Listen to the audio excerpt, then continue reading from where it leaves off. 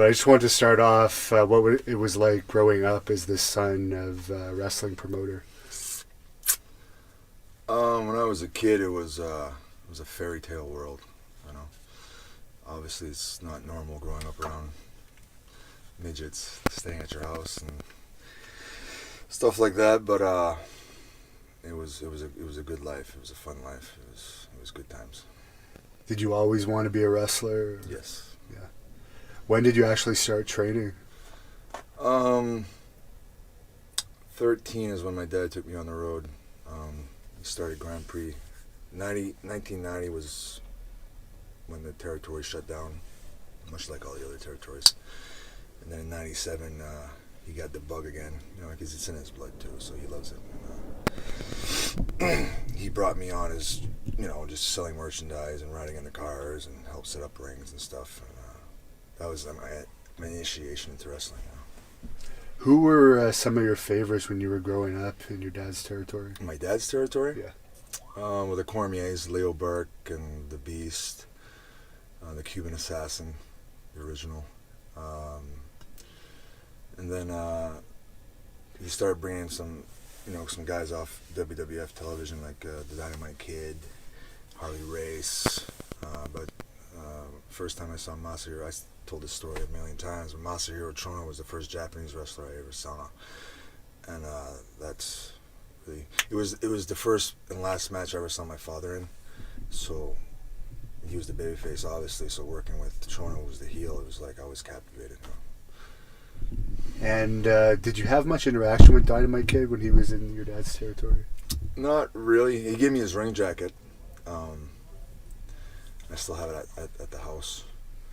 But I was starstruck because, I saw him off TV or whatever, right? And he was special. And you mentioned Cuban Assassin. What was that whole story with him in the WWE? Like, that he pulled a knife on Bad News or something? I'm not sure. I think there was some heat there. It might have been between the wires or something. I don't know exactly what the story was, but I know there was some tension there between the two. Did you ever have much interaction with Bad News Brown or Alan? I sat next to him the whole summer on that 97 tour, and he's one intimidating son of a gun, I tell you, man. He could, he's a judo champion, right? Yeah, bronze medalist or something at the Olympics. And he was a guy you didn't want to mess with, man. But he was a gentleman, And why was it that you used the Rougeau name when you first started? My father didn't want me to use the name Dupree at the beginning. And I actually came up with it. Rocker Rene Rougeau. I thought it was catchy.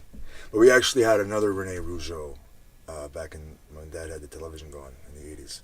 Okay. He was either Rene Rougeau or Michel Rougeau. He was a bodybuilder from Montreal.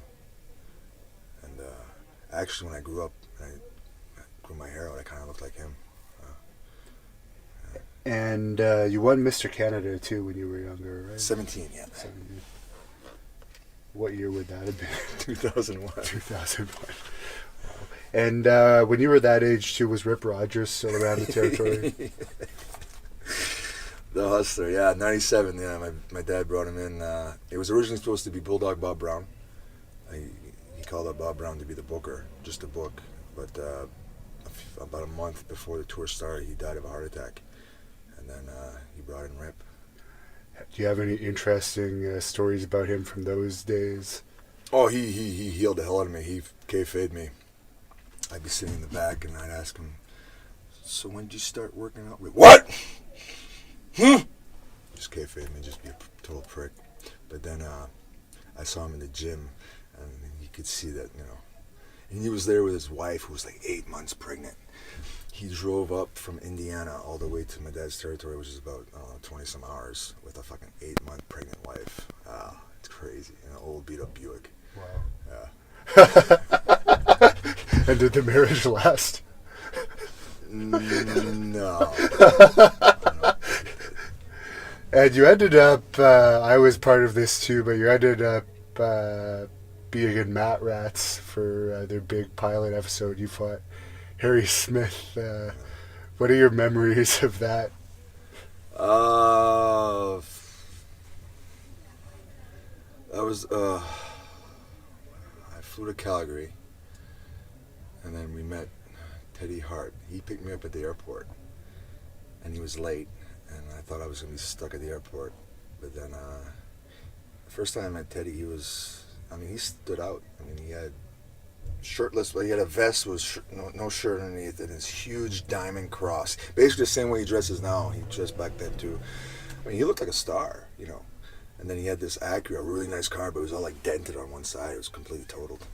And then first question he asked was, "You smoke pot, Rene?" And at the time I was, you know, completely straight edge, and I didn't do anything. But he brought me to his house, and I met Harry. I didn't. Harry. He had a wife with a newborn kid, and then his sister Annie was there. And I've been infatuated with her for like ever. I always ask. Every time I see her, I was like, "So, how's your cousin Annie? Is she talking about me?" She was cute. But Matt Rats, yeah, they didn't pay me. The check bounced. So, but I had a good match with Harry though. That was cool. And you ended up getting a tryout with WWE pretty soon after that. Lanny Poffo told us that he was instrumental in setting up that Very tryout. much so. Yeah. He helped initiate the deal where through one of his mutual friends that I went backstage when they came to Moncton, and I met with the office there, and I just gave him my package, and they invited me to a tryout. And that was, I guess, before NXT or anything like that. So it would've Yeah, been they had. I think they had just shut down Memphis and created HWA, Heartland Wrestling Association. And that's where the tryout was in Cincinnati. And obviously that went well. And Yeah, I got hired out of it. Yeah.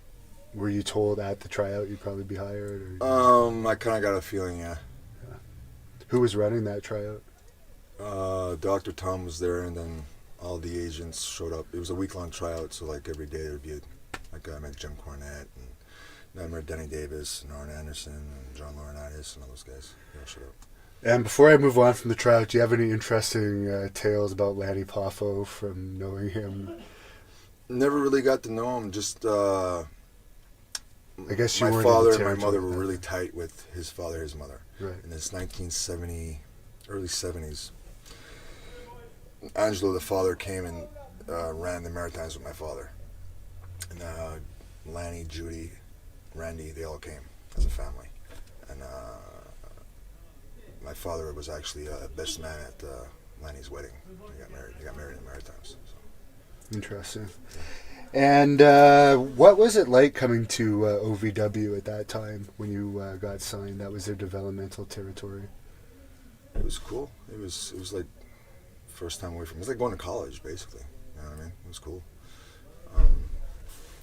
Rip Rogers was the trainer, and got to know him good. But he was a really good trainer. A really good trainer. Who else were some of the people that went on to be stars that were there at that time? At that time, Nick Dinsmore was there. Rob Conway was there. Travis Tomko was in that school. Matt Morgan was there.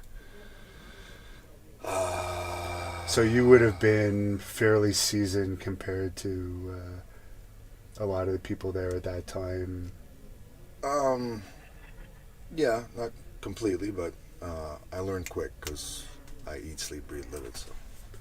Did you have any issues with anyone at that time? Because I know later in your WWE days you did, but were you pretty well accepted?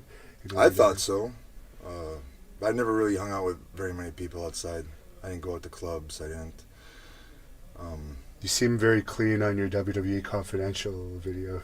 Yeah, I didn't do nothing. I chewed tobacco. That's about it. That was my vice. What were your interactions like with Jim Cornette and OVW? Jimmy, that is a very passionate man for wrestling. Very knowledgeable person. Loud at times. If something's not done correctly, he'll let you know. Sometimes overly, I think. obviously you've heard stories of him going a little off the... Were you there for that Santino incident? No, I was not there. I was not there for that. I heard about it. Everybody heard about it. What exactly happened there from what you heard? It was a situation where Cornette was trying to do something with the boogeyman, and it wasn't done right.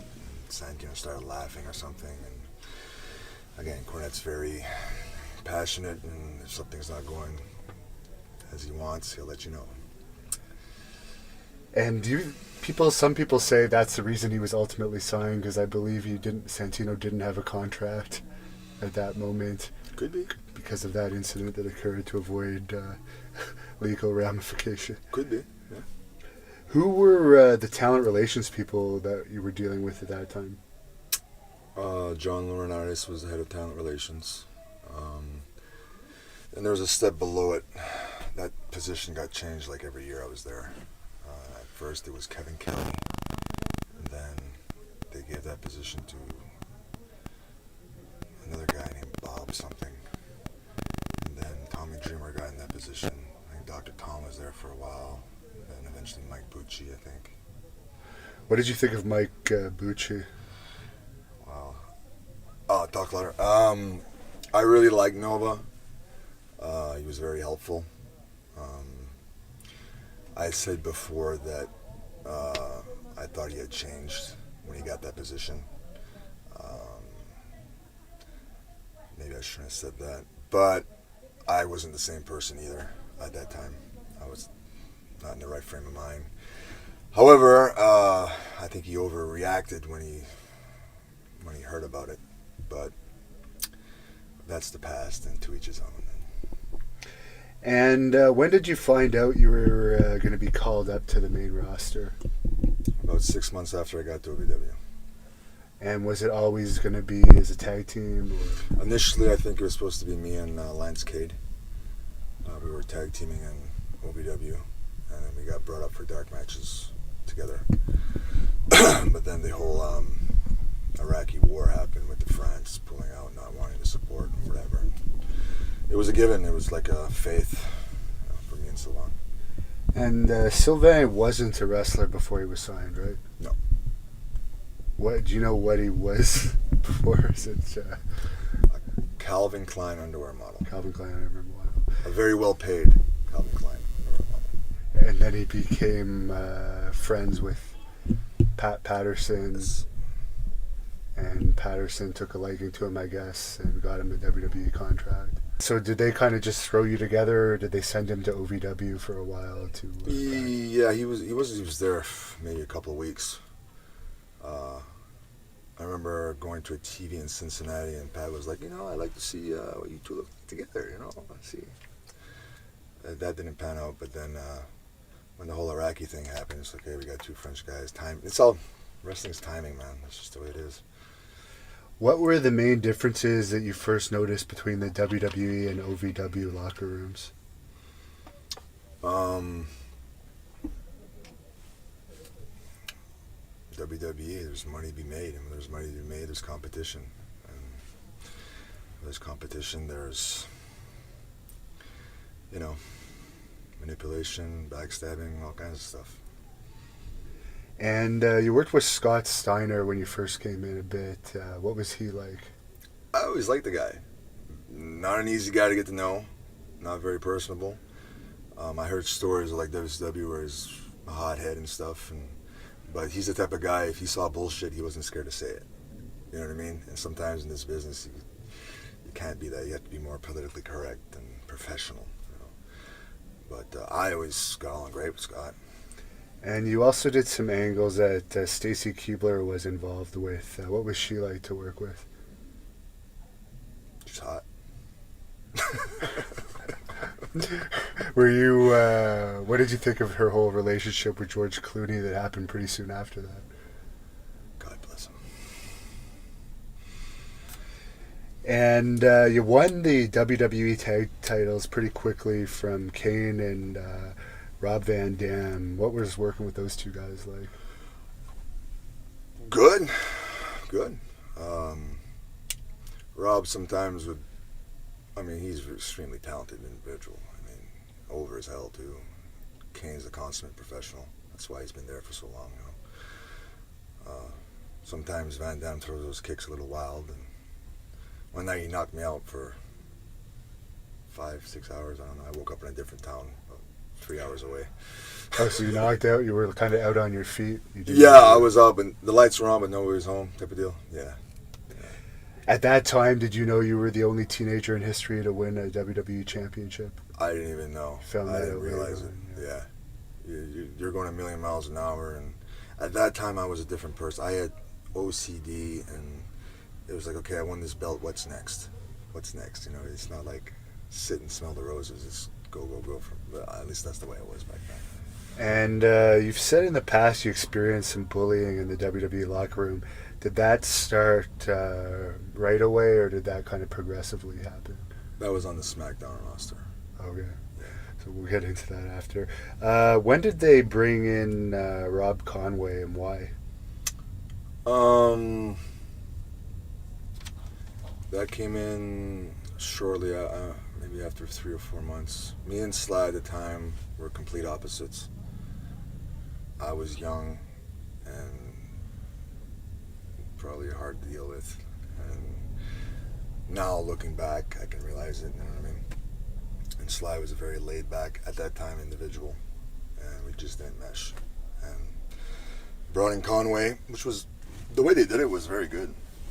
You know, and then I got drafted to SmackDown, I think 2000, right after WrestleMania 20.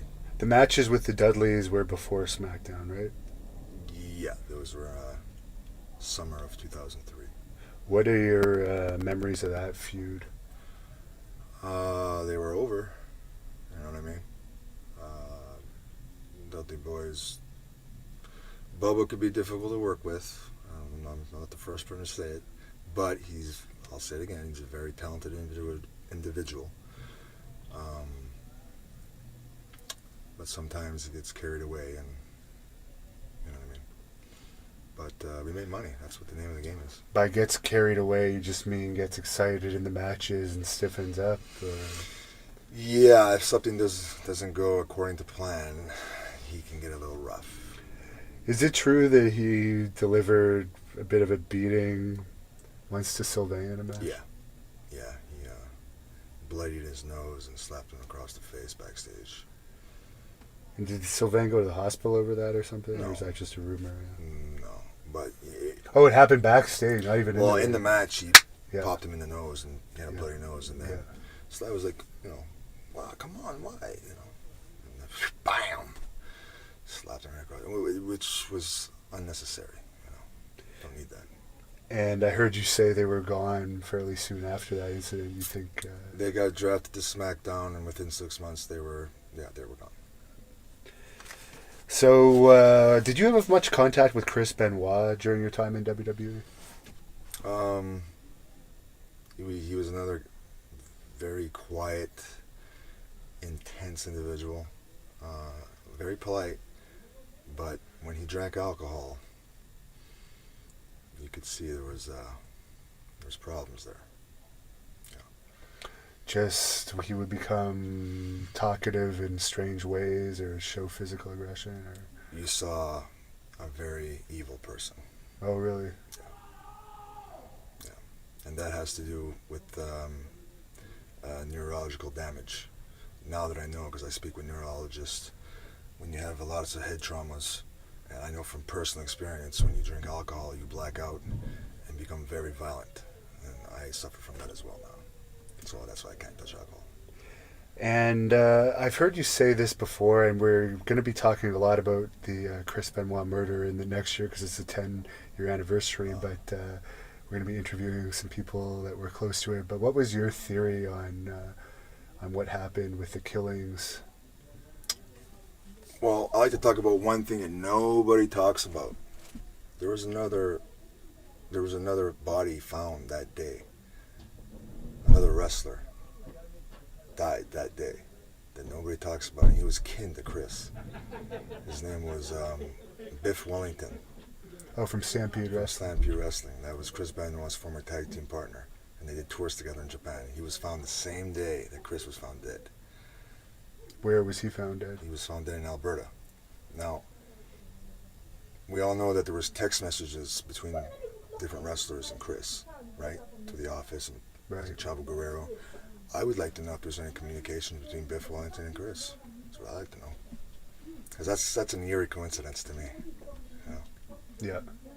They were so close. And what about Eddie Guerrero? He passed away probably during the time you were there too. And that was hard. Were you close with him at all? I still cry to this day if I think about it too much.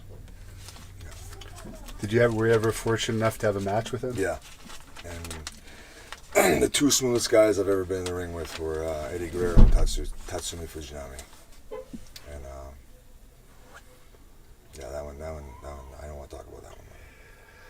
Now, when they were bringing Rob Conway in, were you at all jealous or anything that it seemed like he was kind of being put in that tag team situation almost to replace you, or were you just happy to be moving on? Yeah, I really want the singles run. I want to go. And when I went to SmackDown, I was in there with John Cena. You know what I mean? And we were off to the races, man. We drew money together. And before you did your singles run, you worked with Ric Flair and Batista, right? No, that would have been Sly and Rob. That would have been Sly and Rob. Okay. And so you made the turn singles. Did you have any say in the new character? You came out with the poodle. Yeah, that was all me. Yeah. That was all me. They let me do it. That was cool. The robe and the bleached hair, and they wanted me to be the French guy, which was cool. That was fine with me. The Cafe de Rene, I think I was. That there wasn't for mine, that but one. that was just a segue to build up the angle with Cena. That's all that was. Did you know Cena much before you had that feud with him? Not really. We worked together in OVW once. And consummate professional. He's the perfect. If I was a promoter, that's the kind of guy I'd want in that spot.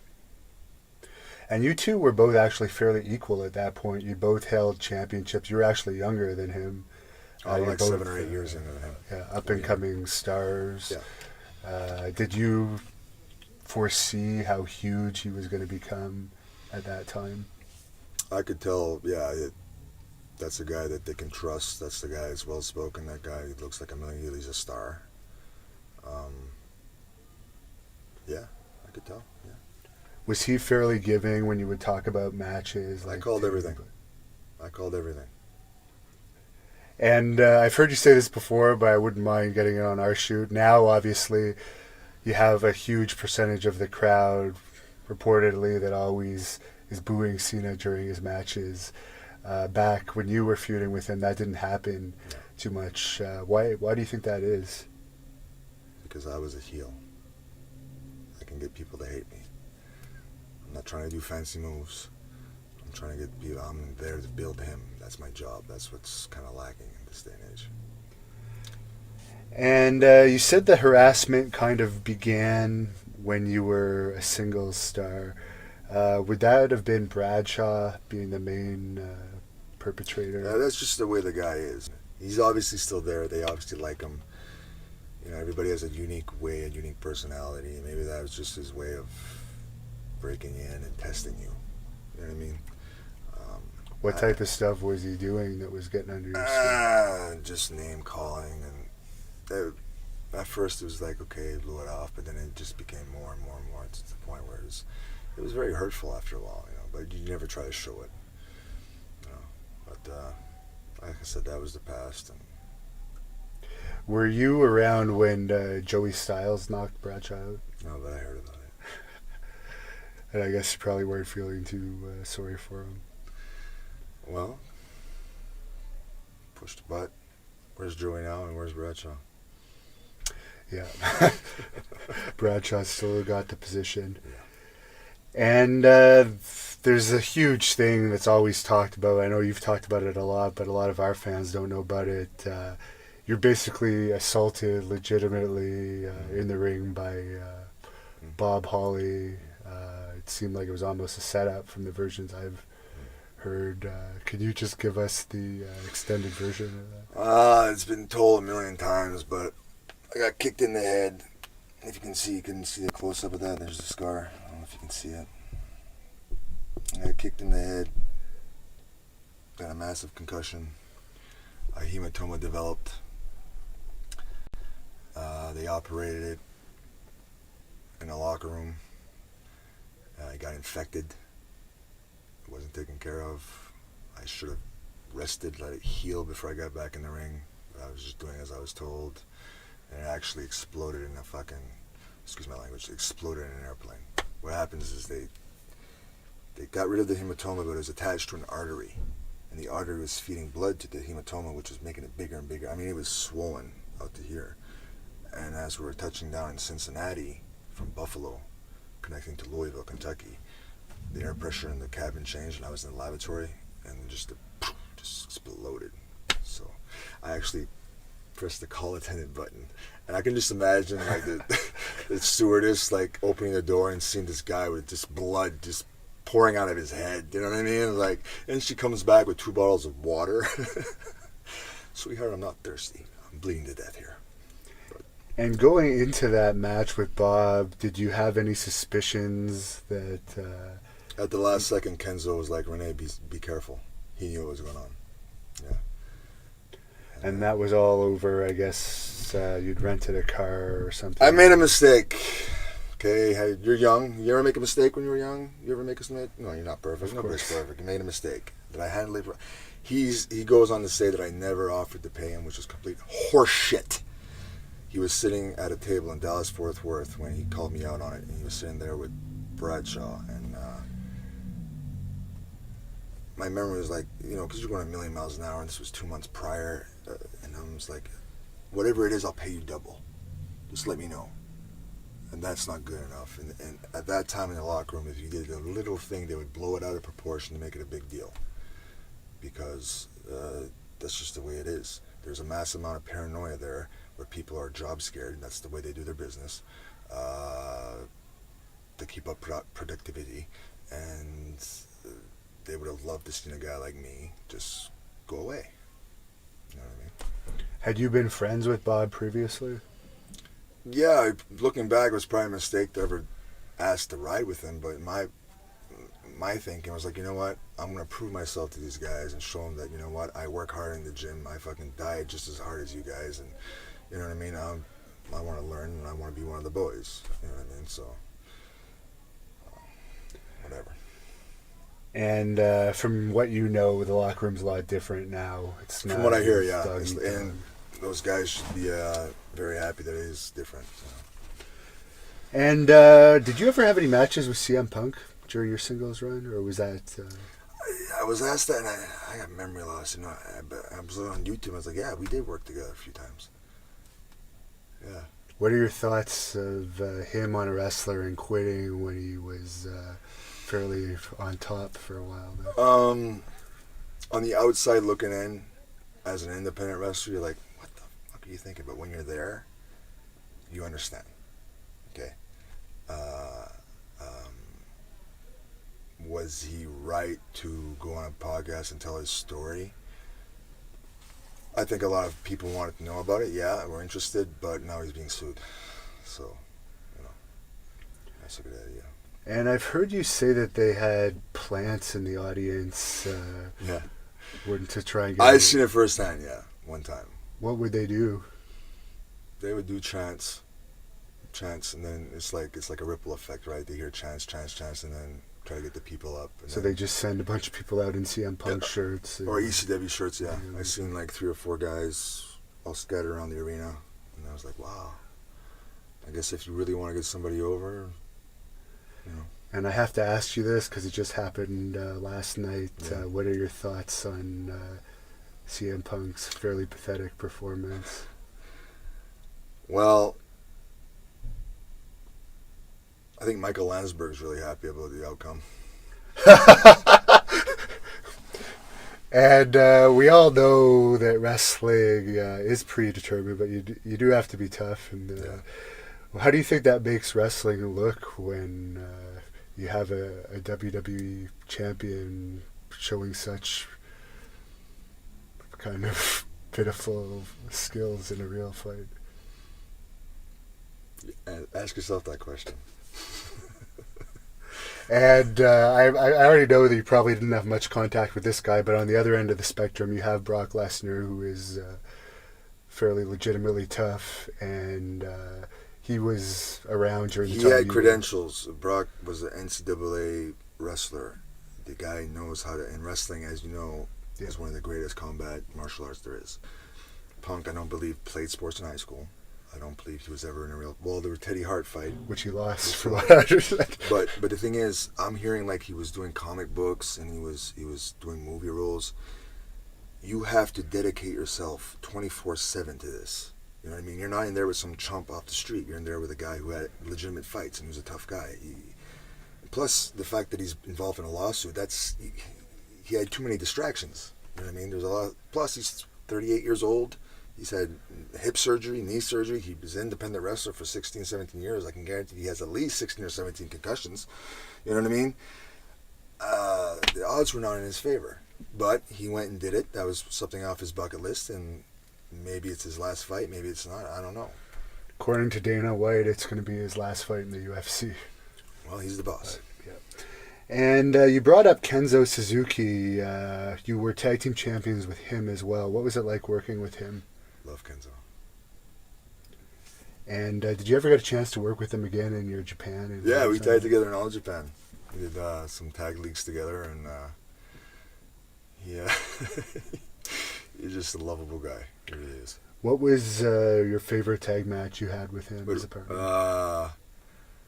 Rob Van Dam and Rey Mysterio working together. Yeah, those were fun. Those were real fun. Did you get along with Rey Mysterio? Oh, great guy. Awesome guy. Could we ever see you in a company like Lucha Underground? I don't. I don't watch wrestling. I watch. Believe it or not, I watch wrestling from the 1950s and 60s. I'll watch Pat O'Connor, Buddy Rogers match all day long. I'll watch Luthez and Johnny Valentine. Call me old school, but that's the good stuff to me. I don't know. I'm weird. And you were around during the infamous $1 Million Tough Enough with The Miz and Daniel Puder. What was... Pubert. Pubert?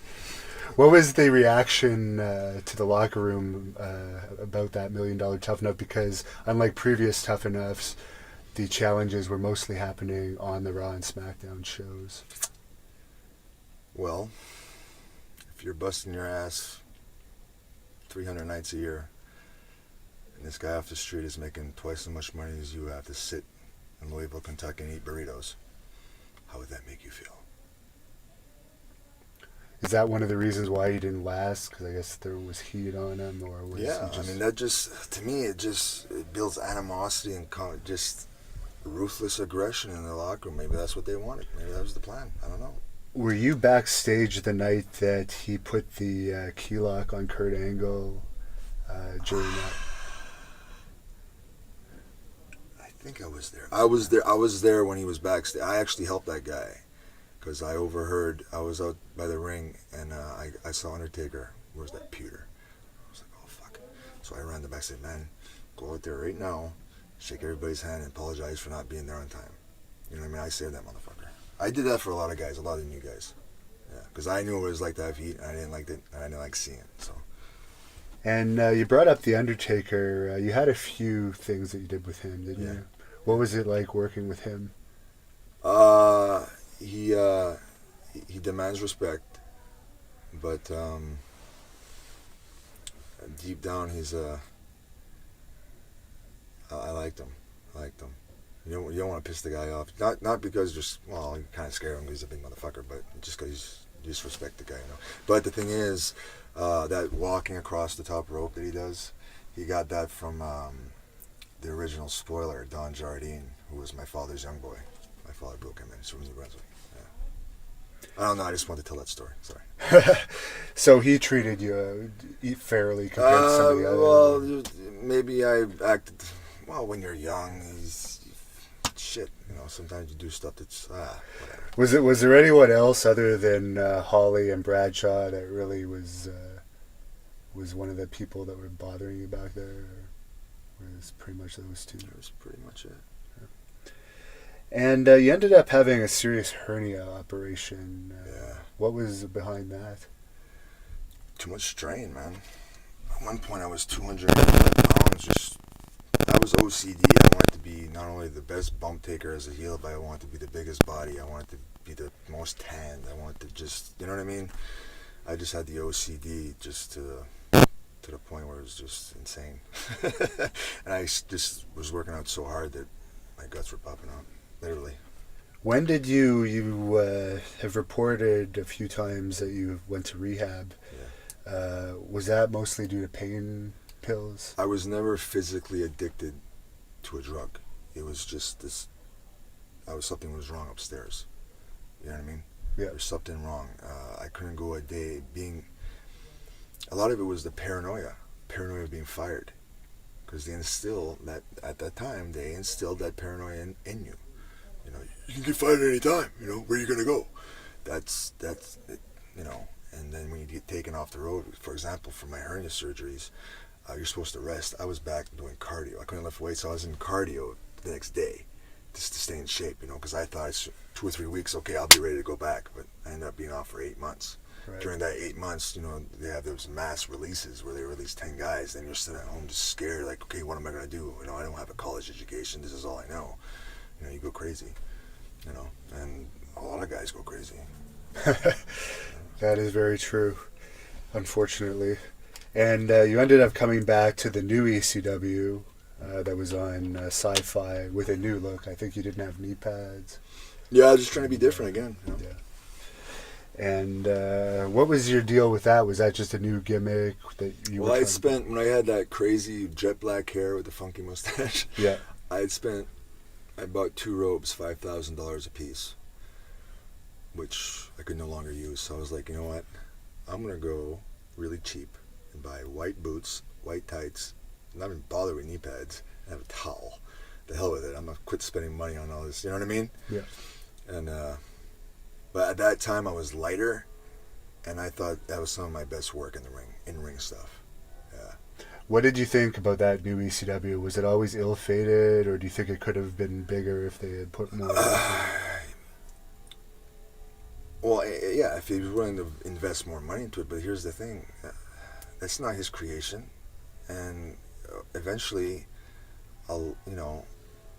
investment, once it becomes a loss, and you're not making any money with it, he's a smart businessman. Why he's going to keep pumping money into something that's not working? You know what I mean? I mean, I know a lot of people were passionate about the brand and all that stuff, but it's business, man. And at one point you were sent down to FCW. What was the cause of that? Also, I went to rehab. Okay. So when you came back, they... Yeah. I asked to go to rehab. Okay. I was in there for 4 months. And then when you're in there, it was a great thing for me. You know what I mean? Just changed the way of thinking, outlook at life. Because me, basically, out of high school, I was straight into WWE. That universe, that world. Yeah. So I had that line of thinking. It helped me to finally, for me, it was like an education on life. You learn about different people in life, and you know. And to this day, I still use some of those mottos that you learn in there to get me through rough times. It really did work, because you know, this day and age, I'm doing good. But they tell you, you know, in life you'll get signs. They'll say higher power or whatever. But while I was in there, a bunch of guys got released for drugs that were supposed to be clean. And a week after I got out, I believe, the Chris Benoit incident happened. So if they're teaching about signs in life, and the biggest catastrophe in wrestling happens, that's a pretty big sign, don't you think? Yeah. Yeah. Did you ever have any dealings with Bill DeMott in FCW? No, he wasn't there at the time. I during one of my offs, I would go to OVW, and then I would drive all the way to Atlanta. Yeah, it was like 7 or 8 hours just to change atmosphere, just to go wrestle with those guys. You know what I mean? He was there. I never did the practices with him, but I heard horror stories. Yeah. But I was a witness to some of them. Yeah, what made you ask for your release? again, the Chris Benoit thing, and then I relapsed. I had relapsed on my drug of choice at the time. Sitting at home looking at TV, and I mean, he was on every channel. Every channel. Nancy Grace, just everybody's ripping into your profession, and just here's a guy that you looked up to. It's just all of a sudden, it's, you know what I mean? And just coming out of rehab, and then this happens. And my rehab was in Atlanta. Oh, of all places. Of all places, yeah. You know, it's kind of creepy, you know? And I relapsed off that. So you just had enough. And I said, you know what? I actually listened to what they told me in there. I don't want to die. I don't want to be a statistic. You know, like, yeah, I love the wrestling business, but I'm not gonna die for it. Sorry. No, I have way too much to live for. I come from a very wealthy family. Sorry. Did you think you would ever come back at that point? Yeah. The initial plan was, you know what? And Johnny wouldn't accept it at first. He was like, I'll give you a week to think about it. Because they did not want to get, you know. And I actually showed up at TV in Corpus Christi to say goodbye to everybody. And if looks could kill the way Vince was looking at me, I'd be dead. Oh, yeah. He was upset over the it. death stare. He couldn't. He doesn't like when people leave him, but he didn't understand. Maybe he didn't want to understand. But here's the deal, dude. The last thing you needed was a dead 23-year-old on your roster. And that's exactly where I was headed. So it was best for me. It was best for them. And what did you end up doing after that? Japan. Stayed there 7 or 8 years. And you did spend some time in England, of course, which That's why I met you, right? Yeah. And but you had some big matches there as well. Didn't you wrestle Bryan Danielson there at one point? I know we were on. Did we? I think so. Yeah. I think so. I know we wrestled. Me and Carl Willett tagged. Yeah. And that was fun. And we did good business. I remember we worked with Brookside and his partner Frankie Sloan, the Liverpool lads, and we did a week. This felt good. It felt good. Me and Carl, and we did a weekly town, and then the following week we sold out. You know what I mean? Yeah. It's like, yeah. I remember Carl. We sold out. Like, yeah. What do you think about poor Carl? He's been put through the ringer in his life, I guess. Do you think he could have had another run in WWE if they'd given him another chance, or was that just wishful thinking? I mean, here's the guy who flew himself and his pregnant girlfriend to work for peanuts to get in shape to try to get another opportunity. You know what I mean? And he got a few dark matches, and but what was his gimmick? KO? Yeah, that Kevin Owens ended up. Good for him. I'm not hating. But Carl, I love the guy. And speaking of KO, what do you think of, you've always been a body guy and guys in your dad's territory? Listen, I'm not going to criticize a guy's physique. I only met the guy once. Now, I can hate on him, and why?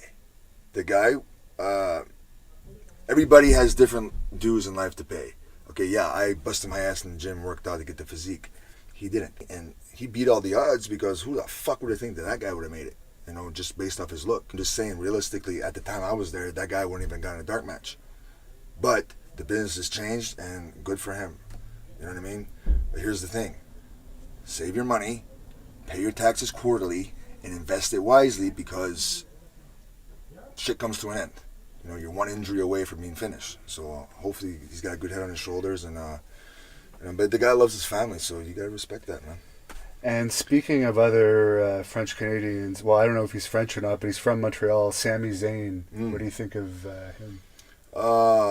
Super nice guy. Super nice guy. Never. I don't want to. It's not in a bad way. I never bothered to. I don't watch any wrestling. Right. So you don't. It's not that I just. For me, it hurts my heart to watch wrestling. And I've heard Luke Harper's one of the big stars there now. You've had a match with him too, haven't you? Love Brody Lee. Yeah. We the big son of a bitch too. We went to England and then we're working for Brian Dixon in those the camps. Yes. And I don't know if he came to the door. I went to the door and I saw this big son of a bitch. Wow. And he's fucking stiff though. But I'm stiff too. So, but I'm glad for him. He should get a bigger, bigger position. And you ended up in Hustle, as you mentioned before. Yeah. What do you want to just tell the fans about some of your accomplishments there? In Hustle? Yeah. You went by Rene Bonaparte, right? Bonaparte, yeah. What was the reasoning for the name? I don't know if they wanted to. They were scared to use the Dupree name, which that bothers me. The WWE thinks they can take my name. Sorry, that's my father's name. That you didn't create that. No, that doesn't spell. No, sorry.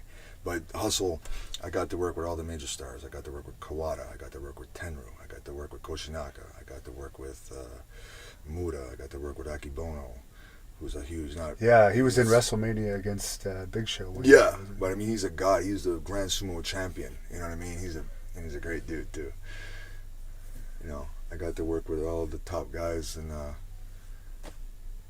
Japan with that promotion, and that was. I wish I had that gig again. And you were partners with Lance Cade there too. Yeah. I didn't even know he was booked. I just showed up one day, went down to the hotel, eat breakfast, and there was Lance. I was like, holy shit. Because you were going to be partners with him at one time. Yeah. So. And then as soon as they put us together, they call us the Texas Napoleons. And Anjo was one of the bookers. He was like, great team. And, it was cool. So were you teaming with him at the time that he unfortunately passed away? I got Lance's job in All Japan. We had remained in contact. He got rehired with WWF, and he emailed me. He's like, "Man, I'm just not happy here." I said, "Okay, I'll see what I can do." And I got him his job in All Japan. And unfortunately, the day before he was supposed to fly out, he passed away. Too young, man. Why do you think so many wrestlers die young?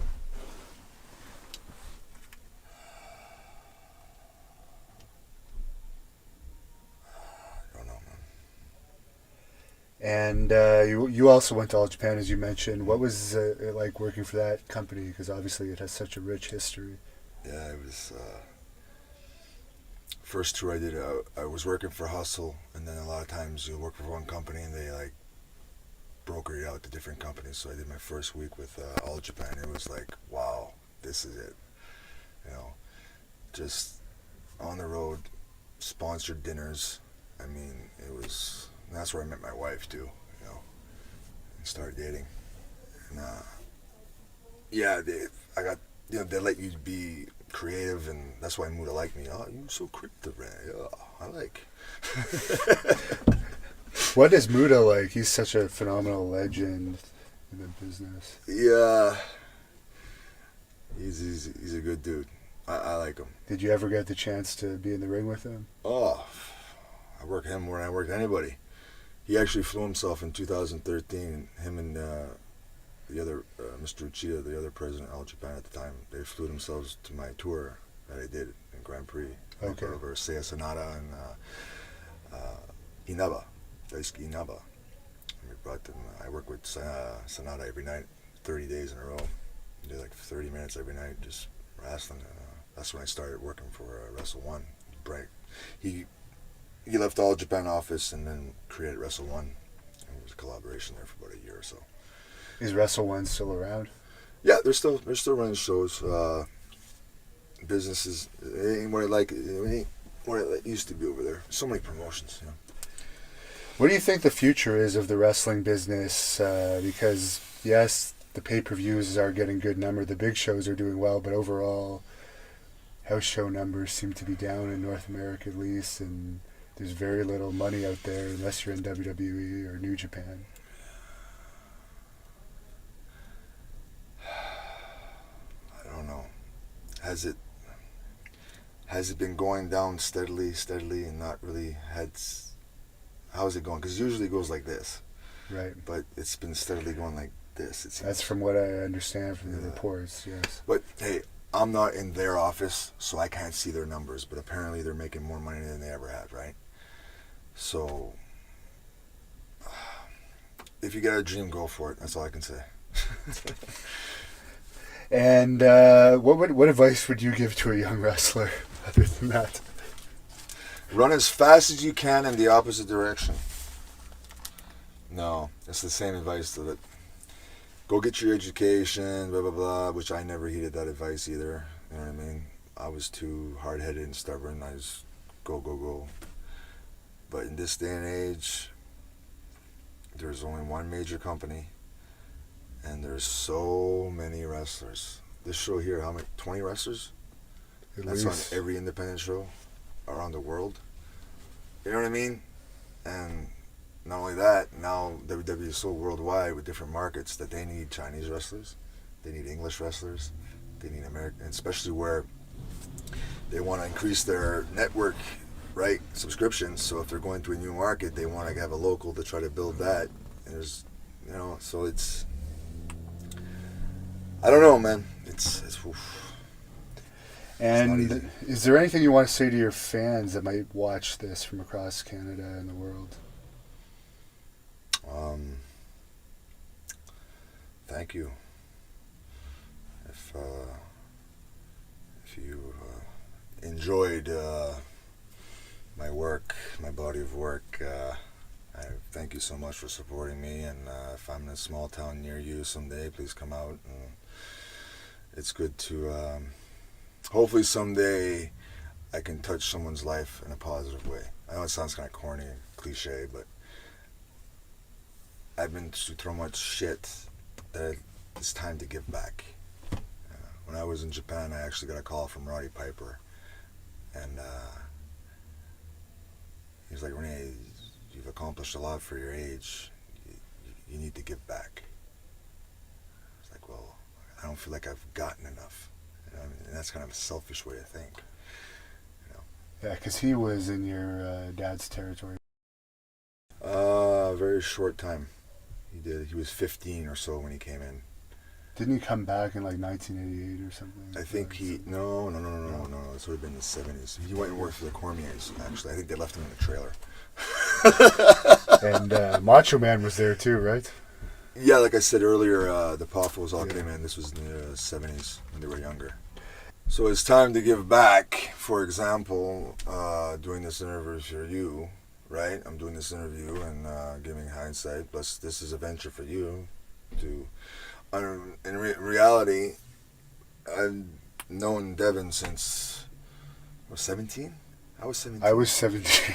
Oh, yeah, I think we were both 17. Yeah, and you know, the guy had passion for wrestling and probably should have gotten more opportunities than, you know what I mean? But he's just as passionate about wrestling as I am, you know what I mean? And when you love it that much, you know,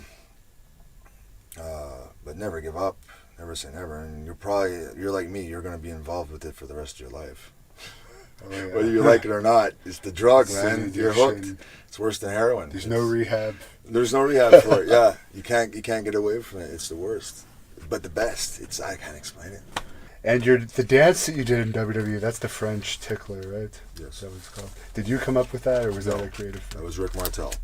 I stole it. Yes, and I actually apologized to him, but he said, "No, it's okay. If you can use it, go ahead."